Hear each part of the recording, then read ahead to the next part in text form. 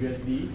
So what we are trying to do here is to really have something in common so that we can come in for session, work with these few exercises, take about 10 minutes or so, work with these few exercises, get your body prepared before you even jump in the pool.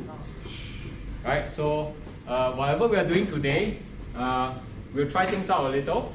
We'll take 10 minutes or so, 10-15 minutes, and then whatever time you have thereafter is for you to do any other individual needs, kind of stretching or other works that you will require on your own.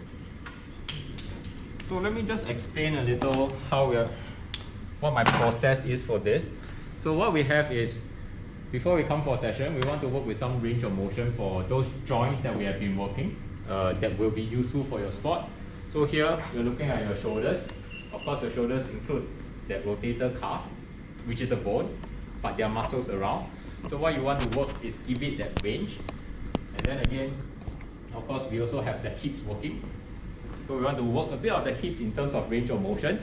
And then lastly, of course, this is something that people usually neglect, the wrist. Of course, there's also other parts of the body that if individually you need to address, you can work with it thereafter. So these are just some main ones that I think you all can kind of work with. And then I've tried out with coach as well. We made some changes here and there, number of reps, so that we can fit it within a certain good period of time. So what we really want to establish is having a good habit, because as a national setup, you really need to have something. Some of you already have your own individualized routine.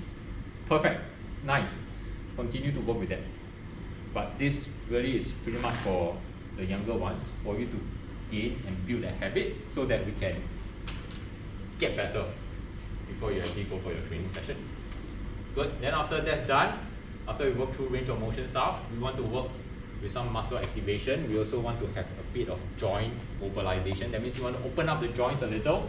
You want to work your muscles a bit, right? Before you actually go into the pool. For your subsequent specific warm-up. So say you're doing your swims, you're doing your passing.